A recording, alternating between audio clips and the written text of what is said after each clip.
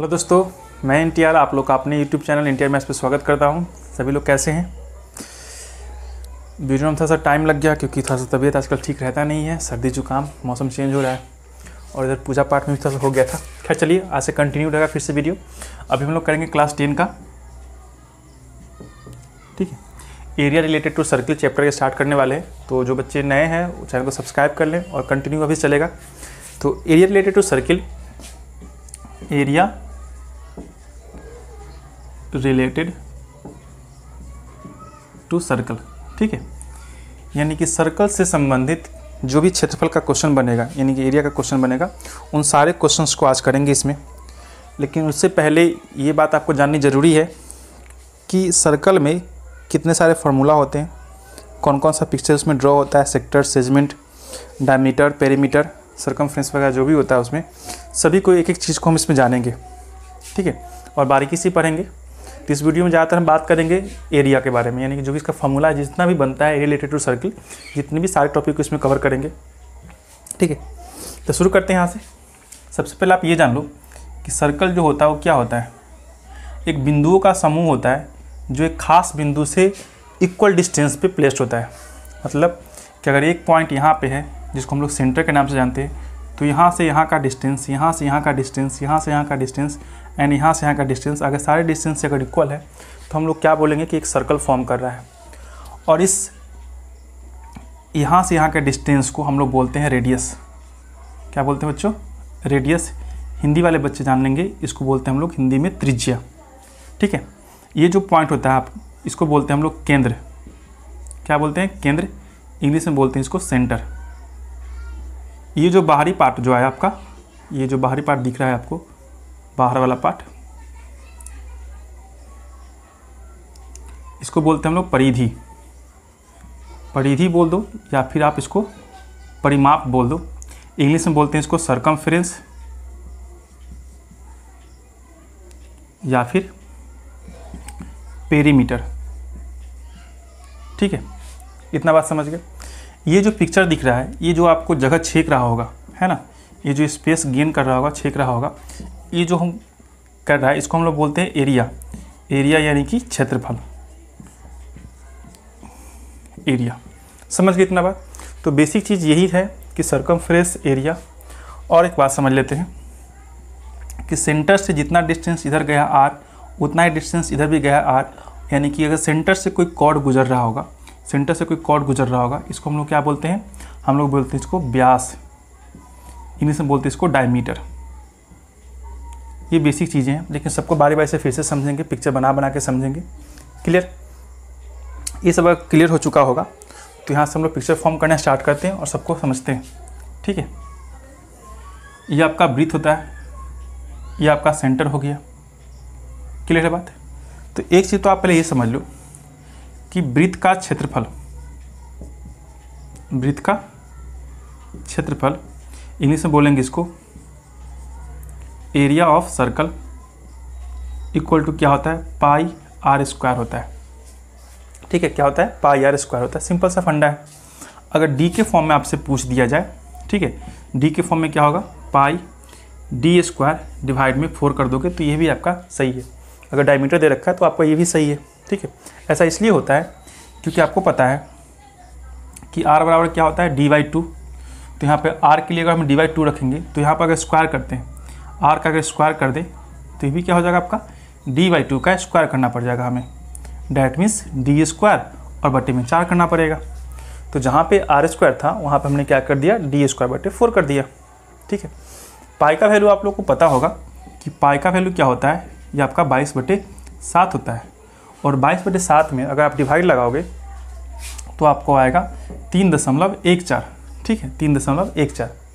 इसमें एक और क्वेश्चन बन सकता है आपका कि ये आपका 22/7 या फिर 3.4 एक तरह का क्या है? रेशनल नंबर है। रेशनल नंबर है, डैट मीन्स परिमेय संख्या है आपका, ठीक है। एग्जाम में भी क्वेश्चन आते रहते हैं। ये आपका क्या हो गया? परिमेय संख्या। जबकि ये जो पाई दिख रहा होगा आपको, ये होता है आपका इरेशनल नंबर।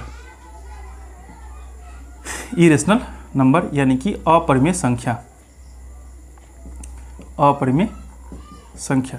तो एग्जाम में बहुत सारा डाउट रहता है बच्चों को कि पाई अपरिमेय है और 22/7 परिमेय है और 3 पूर्णांक 1/4 परिमेय संख्या हो जाएगा। एक्चुअली में जो पाई का वैल्यू होता है ना, वो आपका 3.14 समथिंग 57 ऐसे 28 करके बहुत लंबा जाता है, इनफाइनाइट तक जाता है।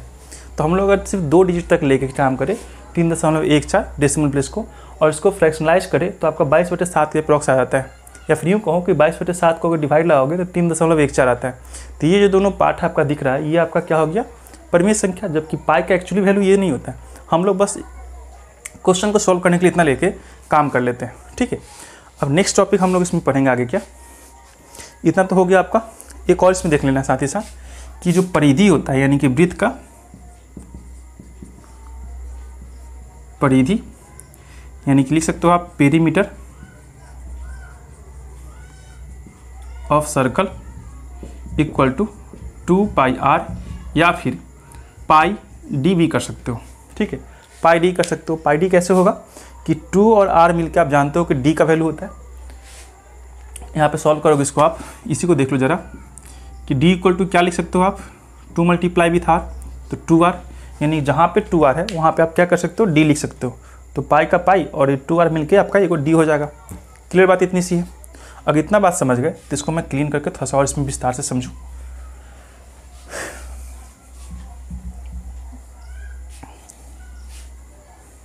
चलिए आगे देखते हैं। इतना तक क्लीन हो चुका होगा, है ना। अब आगे समझते हैं। एक चीज़ और लिख देते हैं इसमें कि वृत्त का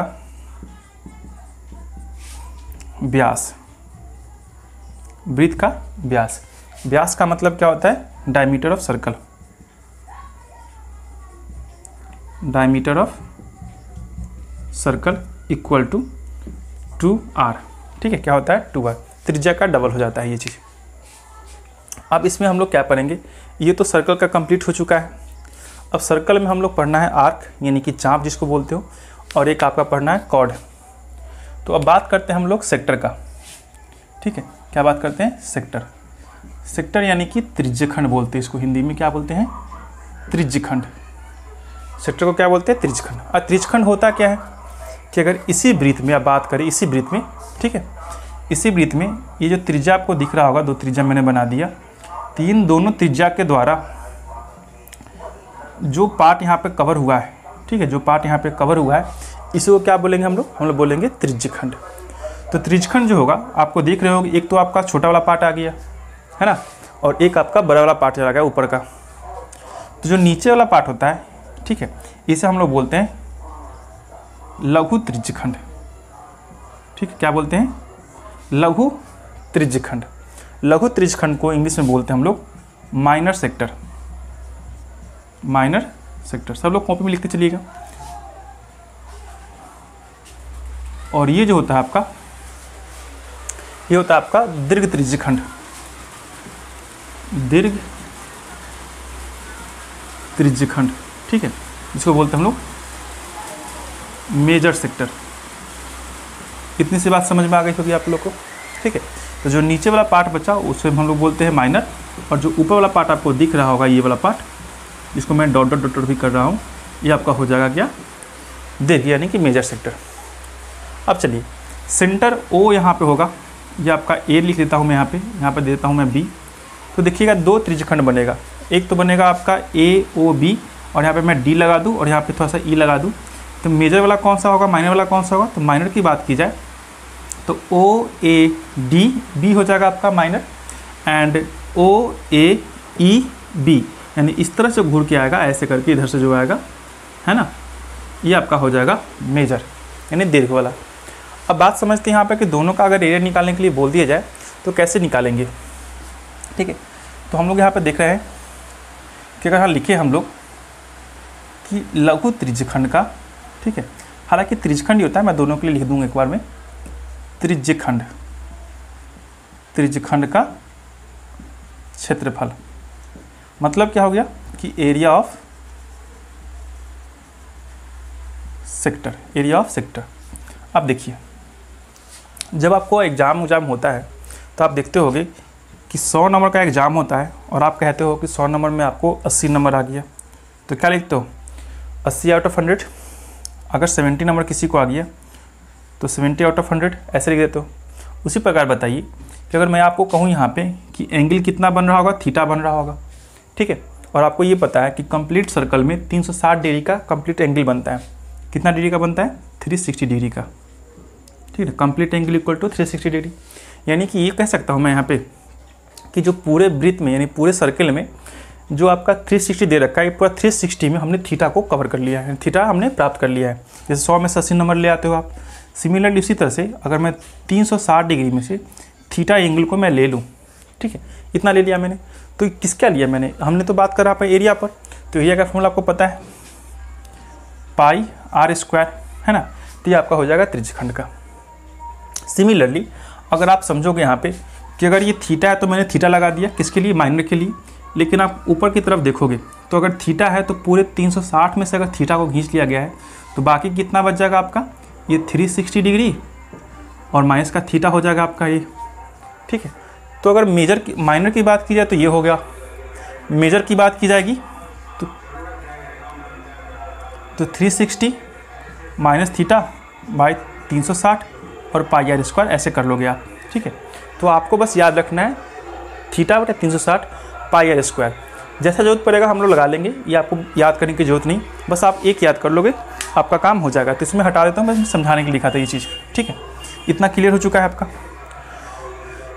अब समझते हैं बात हम इसमें। और अब आप देखोगे तो ये जो पार्ट आपका गया ऊपर वाला पार्ट, ये तो आपका मेजर त्रिज्यखंड हो गया, यानी कि major sector and minor sector हो गया। इसी प्रकार अगर हम बात करें तो ये जो आपको दिख रहा है ए से लेके बी तक का डिस्टेंस, ये जो दिख रहा है आपको बच्चों, ये इसे हम लोग बोलते हैं आर्क। क्या बोलते हैं इसको? हम लोग बोलते हैं इसको आर्क, ARC, ठीक है, ARC आर्क। अगर ये आर्क है, दो तरह के आर्क हो जाएंगे इसमें भी। एक तो हो जाएगा आपका माइनर, हिंदी में बोलते हैं इसको लघु चाप, ठीक है, लघु चाप, क्लियर, लघु चाप। उसी प्रकार सिमिलरली अगर ऊपर की तरफ जो आप ड्रॉ करिए थे थोड़ा देर पहले ही, ये पार्ट जो दिख रहा है, इसमें भी क्या हो जाएगा? ये वाला पार्ट आपका हो जाएगा दीर्घ चाप, यानी कि बड़ा वाला चाप, दीर्घ चाप, ठीक है। लड़की जो चाप लगाती है वो चाप नहीं, दीर्घ चाप, ठीक है। इंग्लिश में क्या बोलेंगे इसको? मेजर चाप, यानी कि मेजर आर्क। इतना बात ठीक है। अब चलिए आगे। अगर हम इसका बात करें कि चाप की लंबाई, चाप का क्षेत्रफल नहीं होता, चाप की लंबाई होती है, चाप की लंबाई। तो आपको क्या करना पड़ेगा यहाँ पे? लेंथ ऑफ आर्क, ठीक है, लेंथ ऑफ आर्क कर देंगे हम लोग। इसमें भी वही किस्सा करेंगे हम लोग कि थीटा बटे 360 और ये जो पार्ट हमारा आया है, ठीक है, ये जो पार्ट आया है ये हमारा किसके लिए है? सर्कमफ्रेंस के लिए होता है, यानी कि किसके लिए? परिधि का काम हो रहा है यहाँ पे। तो परिधि का फॉर्मूला क्या होता है आपका?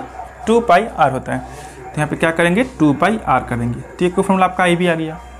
पिछले साल ऑब्जेक्टिव में क्वेश्चन दे रखा था कि चाप की लंबाई क्या होगा, और ये ऑप्शन नहीं दे रखा था। अब सोचो क्या दे रखा होगा। इसमें थोड़ा सा हम लोग चेंजिंग कर सकते हैं। देखोगे क्या क्या चेंजिंग करेंगे। तो आपका पाई मैं काटूंगा नहीं, यहाँ पे काटूंगा तो फिर आप लोग को होगा कि ये भी फॉर्मूला होता है, आप याद रखो। लेकिन अगर इससे मैं ऐसे काट दूँ तो थीटा और 2 से 360 को मैं मल्टीप्लाई मतलब डिवाइड कर दूँ तो आपका 160 और यहाँ पे कितना आ जाएगा? सिर्फ पाई आर। तो आपका एक फॉर्मूला ये भी हो सकता है। एक चीज़ और होगा इसमें कि थीटा बटे 360 का 360 हो जाएगा आपका ये, और ये 2 और r मिलके आप जानते हो 2r इक्वल टू डी होता है ना। तो आप क्या कर दोगे यहाँ पे? पाई डी। तो ये भी दे सकता है आपको ऑप्शन में, तो आप वहाँ पर चेंज कर सकते हो। अगर समझ गए होगे फॉर्मूला बनाना तो आप आराम से चेंज करके आपको ऑप्शन उसमें मैच करा लोगे, ठीक है। थोड़ा साउंड आ रहा होगा बैकग्राउंड में क्योंकि ये थोड़ा सा ना इलेक्शन का टाइम चल रहा है। और लाइव क्लास के बारे में मैंने बताया था आपको, नोटिफिकेशन तो डाल दिया था मैं कि मंडे से लाइव क्लास कराऊंगा 10th वाले का क्रैश कोर्स, लेकिन ये साउंड के इशू के कारण मैं नहीं करवा पा रहा हूँ अभी, और थोड़ा सा तबीयत भी इधर ख़राब हो गया था, ठीक है। लेकिन जब भी स्टार्ट होगा उसके बाद कंटिन्यू चलेगा आपका। और रिकॉर्डेड क्लास तो एनसीईआरटी का जो कंप्लीट चला है चलेगा ही चलेगा, उसकी टेंशन न लीजिए, ठीक है। टाइम आपको मिलते रहेगा हर रोज़। अब इतना बात समझ गए होगे आप लोग। इसमें थोड़ा सा और अगर आप और चेंजिंग करना चाहो तो कर सकते हो, लेकिन थोड़ा सा वैल्यू बड़ा हो जाएगा, लेकिन इसके लिए इतना ही ठीक है। इसमें क्वेश्चन नहीं पूछता, ज़्यादातर क्वेश्चन इसमें पूछता है। तो इस बात को अगर समझ गए होगे तो हम लोग और आगे चले। ये सेक्टर का फॉर्मूला था, याद रखिएगा। ये त्रिज्यखंड का है क्षेत्रफल, इस बात को आपको याद रखना है। जब कभी त्रिज्यखंड का क्वेश्चन आएगा तो हम लोग उसमें ऐसा कर लेंगे। तो बेसिक जितनी सारी डिटेल है हम उसमें कवर कर लेंगे। आगे चलते हैं हम लोग सेगमेंट के ऊपर। सेगमेंट क्या होता है उसको समझते हैं। इसको मैं हटा दूँ, आप लोगों ने लिख लिया होगा या फिर स्क्रीनशॉट ले लीजिए। 2 चीज़ और बच जाएंगे, इसको मैं हटा रहा हूँ।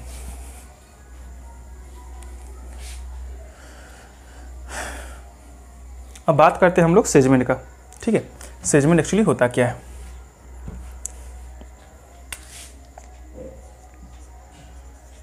सेगमेंट, ठीक है, हिंदी में बोलते हैं इसको वृत्तखंड। हिंदी में क्या बोलते हैं? वृत्तखंड। ठीक है, अब वृत्तखंड की बात करें तो मैं इसी पिक्चर को हटा के थोड़ा मैं इसमें ड्रॉ करूँगा। यहाँ तक मैं हटा दूँ, आपने उसको नोट कर रखा होगा, समझ लिए होगे।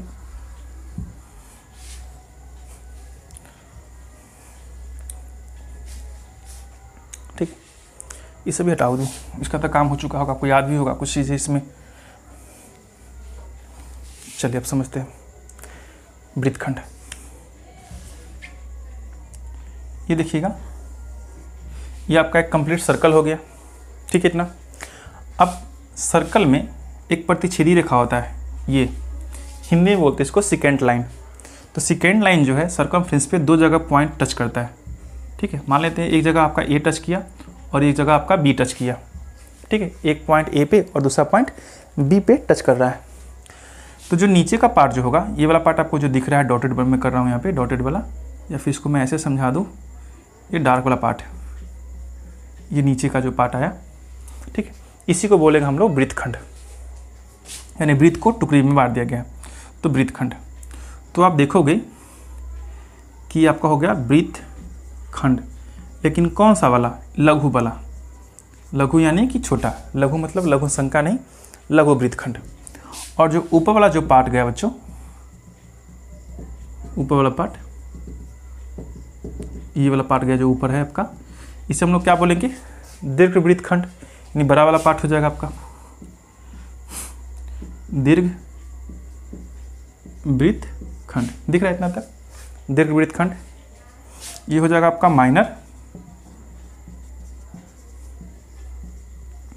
माइनर सेगमेंट, और ये हो जाएगा आपका मेजर सेगमेंट। Major segment. ठीक है, अब इसको निकालेंगे कैसे? तो एक चीज़ तो आप समझ गए होंगे कि अगर हम लिखूँ यहाँ पे कि वृत्त का क्षेत्रफल, वृत्त का क्षेत्रफल की अगर बात की जाए तो वृत्त का क्षेत्रफल के लिए आप क्या कर सकते हो कि लघु वृत्तखंड और दीर्घ वृत्तखंड, एक कंप्लीट वृत्त को 2 पार्ट में बांट दिया गया है, लघु और दीर्घ में। तो लिख दूँ यहाँ पे मैं लघु वृत्तखंड, यानी कि वही माइनर सेगमेंट, और प्लस में दीर्घ वृत्तखंड यानी कि मेजर सेगमेंट। दोनों को अगर जोड़ के अगर इसका क्षेत्रफल निकाल दिया जाए, ठीक है, तो आप क्या कहोगे कि वृत्त का क्षेत्रफल निकल गया।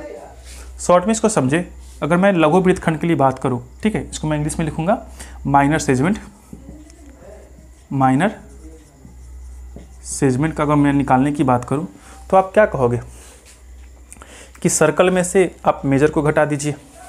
ठीक है, तो सर्कल माइनस मेजर सेगमेंट, इसको घटा लेंगे और इसका एरिया। ठीक है, सिमिलरली अगर बात की जाए कि मेजर की, मेजर सेगमेंट की बात की जाए तो आप क्या कहोगे कि सर्कल में से क्या करिए, मेजर की बात किया तो सर्कल में से लघु को घटा लीजिए, यानी कि माइनर को घटा लीजिए। माइनर सेगमेंट का एरिया को क्या करेंगे हम लोग बच्चों? घटा लेंगे। इतना तो बात समझ में आ गया होगा। ठीक है, अब चलिए बात करते हैं कि पार्टिकुलर इसका निकाल दिया जाए, अगर आपको रेडियस दे दी जाए तो कैसे निकालेंगे। तो इस बात को समझते हैं कि यहाँ पे आपका सेंटर होगा O, और यहाँ से A को मिला दिया और यहाँ से B को मिला दिया। बात समझ गए हो इतना? अगर ऐसा करते हैं तो आप जानते हो O से लेके A तक का डिस्टेंस को हम लोग क्या बोलते हैं? रेडियस। और O से लेके B तक का डिस्टेंस होगा, ये भी क्या होगा? आपका रेडियस।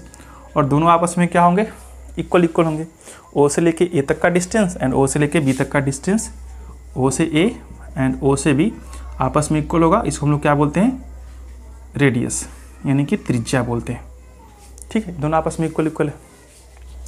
अब इसी पिक्चर को थोड़ा सा मैं इधर ड्रॉ कर दूँ समझाने के लिए आपको कि आपका O सेंटर हो गया, ऐसे था आपका एंड ऐसे था। ठीक है, तो एक्चुअली में क्या है, पूरा कंप्लीट एक तो आपको दिख रहा होगा कि आपका एक क्या है, एक तरह का सेक्टर है। ठीक है, हमें निकालना है क्या? लघु वृत्तखंड का, सॉरी नहीं वृत्तखंड का, बस मैं बात कर रहा हूँ यहाँ पे सिर्फ वृत्तखंड का। वृत्तखंड का क्षेत्रफल, यानी कि एरिया ऑफ सेगमेंट की बात कर रहे हैं हम लोग यहाँ पे, एरिया ऑफ सेगमेंट की बात कर रहे हैं। तो एरिया ऑफ सेगमेंट निकालना होगा तो सबसे पहले क्या करो कि जो पूरा पिक्चर दिख रहा है इसका एरिया निकाल लो आप, ठीक है। और ये किस पिक्चर का कैसा पिक्चर दिख रहा है आपको, ये आपका एक तरह का सेक्टर है, ये क्या पूरा कंप्लीट आपका एक तरह का सेक्टर है, ठीक है। तो लिख लेंगे यहाँ पे क्या, सेक्टर को बोलते हैं हम लोग हिंदी में त्रिज्यखंड का क्षेत्रफल, ठीक है। निकल गया भाई त्रिज्यखंड का क्षेत्रफल। लेकिन साथ ही साथ आप देखोगे यहाँ पे तो ओ ए बी, यानी ये जो पार्ट आपको दिख रहा था ये क्या एक तरह का ट्रायंगल बनेगा, यानी कि यहाँ से लेके यहाँ तक अगर ड्रॉ कर दिया जाए और इस पूरे में से अगर ये काट के हटा दिया जाए तब तो आपको ये वाला पार्ट बचेगा ना। डैट मीन्स ये वाला पार्ट को अगर मैं सब्ट्रैक्ट कर दूँ माइनस में त्रिभुज का क्षेत्रफल तो आपका मिल जाएगा बाकी पार्ट ये वाला।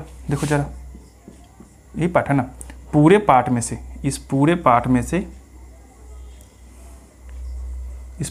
में से मैंने क्या किया कि इस ट्रायंगल वाले पार्ट को मैंने काट के हटा दिया है, तो बचेगा क्या ये पार्ट, और इसी पार्ट को तो हम लोग बोलते हैं वृत्तखंड, ठीक है। अब ये तो आप समझ गए लॉजिक, लेकिन इसका फॉर्मूला कैसे निकालोगे आप। तो त्रिज्यखंड का क्षेत्रफल के लिए अभी हमने पढ़ाया आपको कि θ/360 and pi r square, clear इतना। फिर से माइनस ये जो त्रिभुज का क्षेत्रफल है, तो त्रिभुज का क्षेत्रफल यहाँ आप कुछ भी बनेगा तो एंगल तो पक्का बनेगा ही बनेगा, जरूरी नहीं आपका कि आपका समकोण त्रिभुज बन रहा है या फिर समद्विबाहु बन रहा है, समद्विबाहु तो हमेशा बनेगा, इस बात को कंफर्म है, ठीक है। तो कौन सा त्रिभुज बन रहा है इसका भाई डिसाइड कैसे करेंगे, फॉर्मूला कौन सा लगाओगे, हिरन फॉर्मूला लगाओगे, कौन सा लगाओगे। तो उसके लिए एक सिंपल सा फंडा क्या है कि हाफ ये जो आपको दिख रहा है यहाँ पे एरिया और रेडियस और रेडियस, ये दोनों आपका समान भुजा हो जाएगा और बीच में क्या बनेगा आपका ये थीटा एंगल बन जाएगा। तो फॉर्मूला क्या लिखोगे आप 1/2 r गुने r, यानी कि r स्क्वायर कर दीजिएगा एंड साइन थीटा लगा दीजिएगा, ठीक है। अब थीटा का वैल्यू कैसे पता चलेगा, तो आपको हमेशा ऑलवेज क्वेश्चन में दे रखा होगा कुछ ना कुछ लॉजिक के द्वारा आप पता कर सकते हो यहाँ पे कि एंगल कितना फॉर्म कर रहा है। अगर थीटा एंगल फॉर्म करेगा तो थीटा यहाँ पर चिपका देंगे और साइन थीटा का जो भी वैल्यू होगा ऊपर रख लेंगे आप, क्लियर है। ये हो गया। अगर इसको थोड़ा सा और सॉल्व करने की कोशिश करोगे आप तो आप कितना लिख सकते हो, r स्क्वायर कॉमन दिख रहा है, नीचे आपको 2 भी कॉमन दिख रहा है, तो r²/2 लिख सकते हो यहाँ पे। यहाँ का थीटा बचेगा एंड पाई, थीटा पाई और डिवाइड में क्या हो जाएगा 180, ठीक है।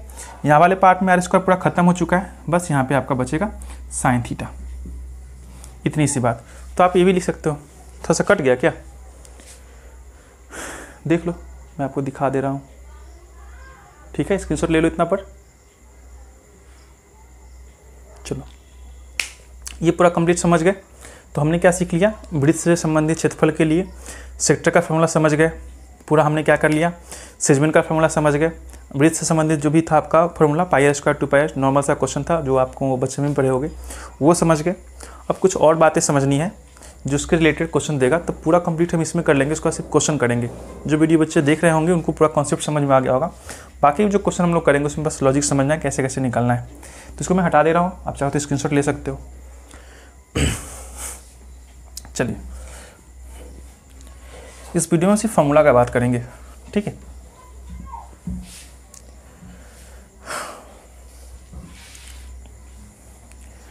अब लोग हम आगे पढ़ते हैं।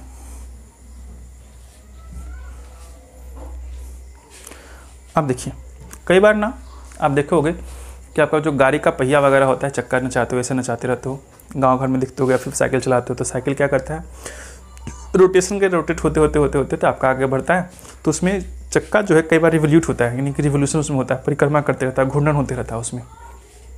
तो क्वेश्चन कई बार ऐसे पूछ देता है कि किसी पहिया का व्यास दे देगा, सॉरी व्यास नहीं देगा, हाँ चलो व्यास भी दे सकता है, या फिर त्रिज्या दे देगा, और देख ये कहेगा कि उसका कुछ डायमेंशन वगैरह दे देगा, 10 सेंटीमीटर, 7 सेंटीमीटर, 15 सेंटीमीटर से कुछ भी, और बोलेगा क्या कि 10 चक्कर मारा है तो कितना दूरी तय किया, या फिर 5 किलोमीटर गया हुआ होगा तो कितना चक्कर मारा होगा, ऐसा घुमा के पूछ सकता है क्वेश्चन। तो उसके लिए हम लोग क्या करेंगे, पहिया से रिलेटेड प्रश्न के लिए, तो आप समझो इस बात को कि अगर ये आपका सर्कल है, ठीक है, हमने मान लिया यहाँ पे था समझने के लिए कि यहाँ पे एक पॉइंट हमने इंडिकेट कर दिया कि सर्कल का जॉइंट कहाँ पे होगा, ऐसे करके जुड़ करके ऐसे होगा, ठीक है। देखो ऐसे ही मैं समझाता हूँ, कोशिश कर रहा हूँ मैं समझाने का, आप समझने की कोशिश करना। देखो ये जो वायर है माइक का, ये ऐसे कंप्लीट सर्कल हो गया, सर्कल तो हार्ट बन गया देखो ऐसे है सर्कल, दिख रहा है पूरा सर्कल। तो इसको मैं अगर ड्रॉप कर दूँ, तोड़ दूँ, तोड़ने के बाद ऐसे ड्रॉप करूँ तो कुछ ना कुछ ये आपका लेंथ आया होगा, ठीक है। तो ये लेंथ क्या आया होगा, जो सर्कल का सरकमफ्रेंस है ना, जो सर्कल का सरकमफ्रेंस है यही तो इसका लेंथ गया होगा। और इसी लेंथ को बार बार अगर 2 सर्कल 3 सर्कल 3 लपेट किया जाए तो बार बार लेंथ इसका बढ़ेगा। डैट मीन्स आप कह सकते हो कि इसका जो डिस्टेंस है यानी कि जो दूरी आप बोलते हो, तो दूरी बराबर क्या होगा, इसका परिधि लिख देता हूँ मैं कि वृत्त की परिधि, ठीक है। एक चक्कर में परिधि हो गई।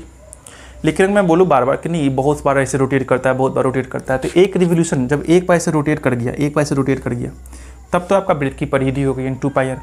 लेकिन फिर से दोबारा यही रोटेशन करेगा तो फिर से तो वही वृत्त की परिधि होगी। तीसरी बार और रोटेट करेगा फिर से वही परिधि होगी, चौथी बार 5वीं बार ऐसे करते जाएगा। तो मान लीजिए कि अगर n टाइम करवाना होगा, ठीक है, n बार चक्कर नाच गया तो क्या करेंगे, n चक्कर कर दो यहाँ पे, n चक्कर, या फिर n टाइम्स कर सकते हो कि n बार रिवोल्यूट किया है, ठीक है, ये हो जाएगा। अब इसको लिखेंगे हम लोग, तो कैसे लिखेंगे यहाँ पे देखते हैं। डिस्टेंस यानी कि दूरी बराबर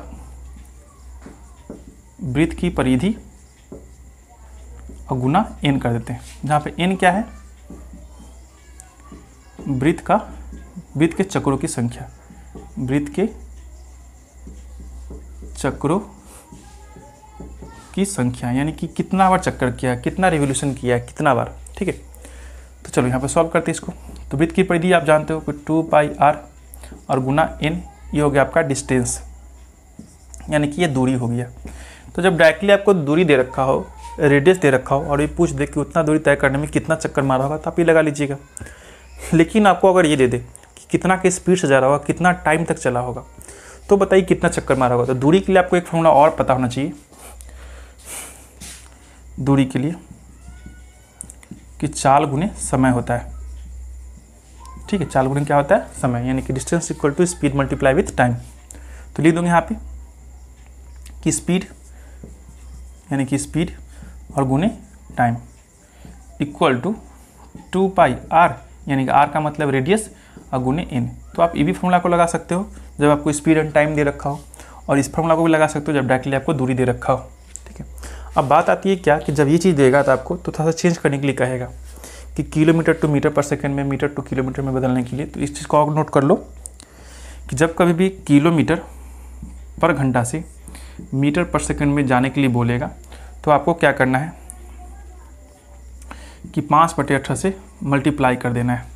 इस बात को ध्यान रखिएगा, ठीक है। सिमिलरली अगर मीटर पर सेकंड में दे रखा होगा आपका स्पीड और बोले क्या कि किलोमीटर पर घंटा में जाना है, तो आपको क्या करना है 18/5 से मल्टीप्लाई करना है, उसमें कन्वर्ट हो जाएगा, ठीक है। साथ ही साथ आपको ये भी ध्यान देना है कि जो रेडियस होगा वो आपको ज़्यादातर सेंटीमीटर या फिर मीटर में दे रखा होगा, और आपका जो स्पीड होगा वो आपको किलोमीटर पर आवर में दे रखा होगा। तो उसके लिए थोड़ा सा और लॉजिक इस्तेमाल कर सकते हो कि 1 किलोमीटर बराबर होता है आपका 1000 मीटर, ठीक है। यानी कि अगर 1 मीटर की बात की जाए तो 100 सेंटीमीटर होता है। ये दो बातें आपको याद रखनी है, 1 किलोमीटर में 1000 मीटर और 1 मीटर में 100 सेंटीमीटर। लेकिन अगर आप यही पूछ दिया जाए कि 1 किलोमीटर में कितना सेंटीमीटर, तो क्या करोगे कि आप जानते हो कि 1 मीटर में 100, 2 शून्य और बढ़ गया है, तो 1000 में क्या होगा 2 शून्य और बढ़ा दीजिए, इतना सेंटीमीटर हो जाएगा आपका, ठीक है। तो इसी चीज़ को अगर साइड में लिखोगे तो आप क्या लिख सकते हो, 2 शून्य इसी में चिपका दो, यानी कि 1 किलोमीटर बराबर 1 लाख सेंटीमीटर हो जाएगा आपका, ठीक है। तो जितना भी बेसिक डिटेल था मैंने इसमें जिक्र कर दिया। एक बात और मैं बता दूं साथ ही साथ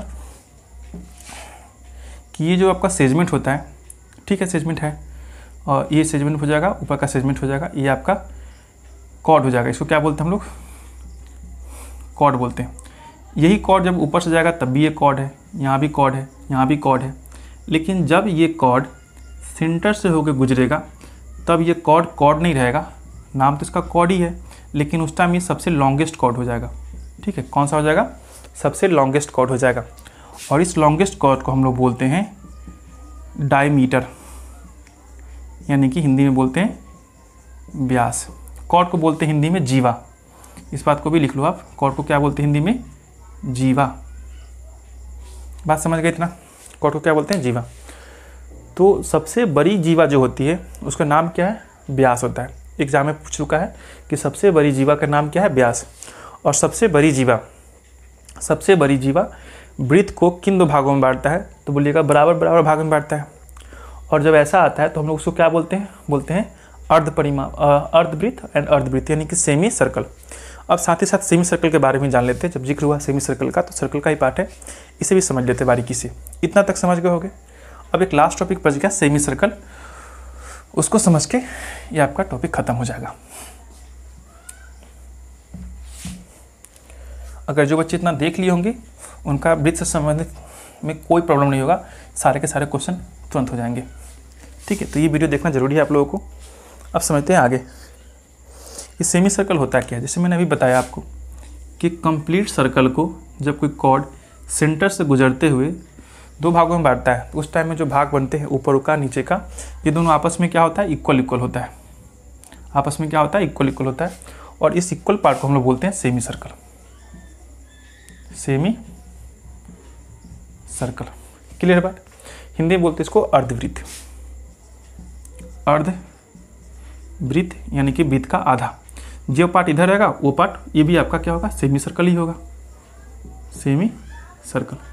तो आप देख रहे होगा कि सेमी सर्कल का अगर आपको एरिया चाहिए, ठीक है, अर्धवृत्त का क्षेत्रफल, ठीक है, यानी कि एरिया ऑफ सेमी सर्कल चाहिए आपको, तो क्या करिएगा? आप जानते हो कंप्लीट सर्कल का एरिया कितना होता है? पाई आर स्क्वायर। तो आपका गया पाई आर स्क्वायर, ठीक है, कितना गया? पाई आर स्क्वायर। लेकिन ये तो आधा आधा कर चुके हो आप, तब तो सेमी सर्कल बनेगा। यानी इसमें क्या करना है आपको? डिवाइड बाई 2 लगा देना है, यानी कि पाई आर स्क्वायर बाई 2 हो जाएगा इसका। क्लियर इतना बात? लेकिन इसी चीज़ को अगर और तोड़ोगे आप, डी के फॉर्म में लिखोगे तो क्या लिखोगे? 2 पाई और यहाँ पे हो जाएगा आपका, ज़्यादा लंबा चला जाएगा, इसको छोड़ दीजिए ज़्यादातर। ठीक है, आपको ही याद रखना है। डी के फॉर्म में लिखिएगा तो आपको फिर से 2r बनाना पड़ेगा, नीचे आपका 8 आ जाएगा, काफ़ी लंबा चला जाएगा। तो उसको छोड़ के आपको यही याद रखना है। अब समझते हैं इसमें बात में पेरीमीटर। पेरीमीटर में बहुत सारा क्वेश्चन फंसा के पूछता है आप लोगों से कि अर्धवृत्त का परिमाप, अर्धवृत्त का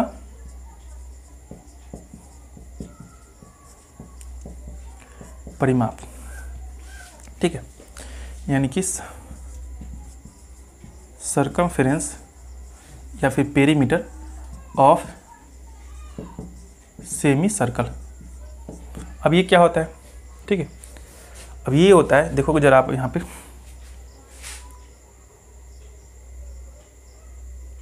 ठीक है, ये देखिए, अगर मैं इसको आधा आधा बांट दूँ, आप समझो इस बात को, ये हुआ आपका वृत्त, ठीक है, और इस वृत्त को मैं डायरेक्टली क्या करूँ? आधा बांट दूँ। तो ये वृत्त जो है ये आपका क्या होता है? आपका ये 2 पाई आर हो गया इसका सर्कमफ्रेंस, ये पूरा पार्ट है ना, ये पूरा पार्ट कितना हो गया बच्चों? ये आपको हो गया 2 पाई आर। ठीक है, इतना क्लियर बात है। और इसको अगर आधा कर दूँ, सेमी सर्कल के क्या करना पड़ेगा मुझे? इसको हाफ करना पड़ेगा, यानी कि यूँ ऐसे कर दूँ। तो इसको भी मैंने आधा कर दिया, तो क्या देखो है, ये आपका सेमी सर्कल बना क्या? नहीं ना बना, कटोरा टाइप का हो गया। सेमी सर्कल पूरा होने के लिए इसको मिलाना पड़ेगा ऐसे, और जब मिलेगा तो ये कहाँ से गुजरेगा? सेंटर से होकर गुजरेगा। तो ये लेंथ तो आपका बढ़ गया, आपका एक्स्ट्रा, ये लेंथ क्या हो गया बच्चों? बढ़ गया आपका एक्स्ट्रा। तो ये लेंथ कितना बढ़ा? सेंटर से उधर गया तो आर, एंड इधर भी आर, तो आपका 2r तो और बढ़ जाएगा आपका, यहाँ पे 2r क्या होगा? और बढ़ जाएगा। तो इन दोनों को कैंसिल करोगे आप तो आप कहोगे कि r कॉमन निकाल लेते हैं, तो पाई प्लस 2 हो जाएगा, ये आपका हो जाएगा सेमी सर्कल का। या फिर आप ऐसे भी कर सकते थे कि पाई आर और आर के लिए यहाँ पर आपका ये डी हो जाएगा, ठीक है, लेकिन ये कोई काम का नहीं, क्योंकि एक जगह आर है एक जगह डी है, तो कोई काम का नहीं, ये दुनिया कोई काम की नहीं। तो इसको क्या करना है? आपको इग्नोर करना है, ये काम का चीज़ है। तो इतना याद मत रखिएगा, मेरे थॉट से इतना याद मत रखिएगा, क्योंकि इसको थोड़ा सा और हम लोग विस्तार कर सकते हैं कि दोनों जो पार्ट है आपका कांस्टेंट पार्ट है, ठीक है, दोनों क्या है आपका? कांस्टेंट पार्ट है। तो एक तो आप यहाँ पर लिख सकते हो कि आर पाई के लिए पता है आपको 3.14 होता है, प्लस में 2 होता है, आप ये भी यूटिलाइज कर सकते हो। तो कितना हो जाएगा? 5.14, और ये आपका आर ऐसे भी लिख सकते हो, लेकिन ये भी कोई काम का नहीं, एग्जाम में भी पूछ सकता है घुमा के, क्योंकि आपको माइंड को चेक करने का चाहे तो कर सकता है चेक। तो आप चाहोगे तो लिख सकते हो, यहाँ पे लिख लो थोड़ा सा, ये क्या होगा आपका, ये भी होता है आपका, ठीक है। लेकिन हम लोग को ये नहीं करना है, हम लोग दूसरा लॉजिक से काम करेंगे। यहाँ पे पाई के लिए क्या करते हैं, 22/7 रख के देखते हैं और प्लस में 2। जब 3.14 रखा मैंने तो 5.14 R हो गया, लेकिन जब 22/7 रखेंगे तो क्या निष्कर्ष निकलेगा इसका, तो R का R ये आपका 7 हो जाएगा, 22 का 22 और 7 दूनी का कितना हो गया बच्चों, 14। तो यहाँ पे देखोगे आप, यहाँ कर दूँ मैं, ये आपका 22 और 14 36 हो जाएगा, 36/7 और ये आपका R। तो आपको क्या याद रखना है कि अर्थ परिमाप का जो वैल्यू होगा, यानी कि निकालने का तरीका होगा, फॉर्मूला होगा, वो आपको ये याद रखना है, ठीक है। ज़्यादातर क्वेश्चन इसी से बनाना, आप लोग जल्दी बन जाएगा। तो ये जो हमारा एरिया रिलेटेड टू सर्कल था, सारे क्वेश्चन जितना भी फॉर्मूला बन सकता था इस चैप्टर को सॉल्व करने में, मैंने सभी को सभी इसमें कंप्लीट कर दिया, एक एक चीज़ को समझा के, तोड़ के, ममोड़ के, निचोड़ के नींबू की रस की तरह। आपको क्या करना है, सारे को नोट डाउन कर लीजिए, समझ लीजिए अच्छे से, क्योंकि नेक्स्ट वीडियो जो मिलेगा आपको उसमें हम लोग क्वेश्चन करेंगे, ठीक है। जितना पढ़ाओ उतना ही कम है। एक चीज़ और छूट रहा है, बलय रिंग, उसे भी हम लोग देख ही लेते हैं, क्योंकि ये याद आ गया क्वेश्चन, ठीक है। इतना हो गया तो इसको हटा लेते हैं हम लोग। अर्धवृत्त भी कंप्लीट हो चुका है। अब हम लोग चलते हैं रिंग के ऊपर, ठीक है। Ring ring ring ring ring ring ring ring ring ring ring. अब रिंग देखते हैं। अंगूठी का रिंग मत सोचिएगा, किसी को पहनाने के लिए नहीं, पढ़ने के लिए बस रिंग सोचिए। ये हुआ आपका एक सर्कल हुआ, ठीक है, एक सर्कल हुआ। अब यहाँ पर जो आपका सेंटर होगा, इसी सेंटर से क्या करेंगे, एक और सर्कल ड्रॉ कर देंगे, ऊपर से या फिर नीचे से, ऐसे कर लो आप, ऐसे, ठीक है। तो ये जो सेंटर आएगा, इसको हम लोग क्या बोल देंगे, कॉन्सेंट्रिक सर्कल बोलेंगे, यानी कि एक ही सेंटर से दो सर्कल को ड्रॉ किया गया है। हिंदी में बोलेंगे इसको क्या, सकेंद्रीय, इंग्लिश में बोलेंगे कॉन्सेंट्रिक, ठीक है, एक ही सेंटर के द्वारा। तो इसमें आप देखोगे गौर से, तो दो सर्कल ड्रॉ, दो रेडियस होगा इसमें, एक तो आपका छोटका वाला आर होगा और एक वहाँ बाहर में जाएगा, बाहर सर्कमफ्रेंस के पास, तो कैपिटल आर होगा। तो हमसे ज़्यादातर क्या पूछता है कि बीच वाला जो पार्ट आपका है बलय, इसको हिंदी में क्या बोलते हैं, बलय, इंग्लिश में बोलते हैं इसको रिंग, ठीक है। ये जो हुआ आपका बलय या फिर रिंग, शनि भगवान का छल्ला देखते हो ना, बलय। किसका एरिया अगर पूछते, बलय का क्षेत्रफल, तो कैसे निकालेंगे, आपको क्या करना है, बड़ा वाला का पहले निकाल लीजिए। तो जब बड़ा वाला का निकालिएगा तो क्या लिखिएगा, पाई आर स्क्वायर। एक्चुअली ये भी तो क्या है, एक तरह का सर्कल ही है ना, और जो मिनिमम वाला पार्ट आएगा इसको आप घींच के हटा लोगे, तो छुटका आर पाई आर स्क्वायर। लेकिन बड़े वाले में से छुटके वाले को घटाना पड़ेगा, यानी हटाना पड़ेगा, तब तो आपको ये बीच वाला पार्ट बचेगा। तो क्या करना पड़ेगा, हमें यहाँ पे माइनस लगाना पड़ेगा। माइनस लगाने के बाद क्या होगा, पाई आपका common, r square minus r square हो जाएगा। तो एक तो आप डायरेक्टली ये लगा सकते हो, यूनिट स्क्वायर ऐसे करके, एक तो फॉर्मूला आपका ये हो जाएगा, ठीक है। इसके बाद इसमें और चेंजिंग कर सकते हैं। जब आपका रेडियस कुछ फ्रैक्शन टाइप का दे दे तो आप स्क्वायर करना था फंस जाओगे, डेसिमल में देगा तो स्क्वायर करने में आपको प्रॉब्लम हो जाएगी। उसके लिए क्या करेंगे हम लोग, ये आपका A square minus B square के फॉर्म में तोड़ सकते हैं इसको ना, r plus r and r minus r, ठीक है। तो ये आप इसको भी यूज कर सकते हो, स्क्वायर यूनिट, ठीक है, इसको भी यूज कर सकते हैं, स्क्वायर यूनिट। ये आपका कंप्लीट हुआ यहाँ पर। इसके बाद हम लोग जो है अब जाके क्वेश्चन आंसर करेंगे, सारे क्वेश्चंस सॉल्व कर लेंगे। और अब तो कुछ बचा नहीं, फ़ोन भी आ रहा है आपका। खैर बाय टिल देन। जो बच्चे नए हैं चैनल को सब्सक्राइब जरूर करें और अपना फीडबैक जरूर शेयर करें। Thank you very much.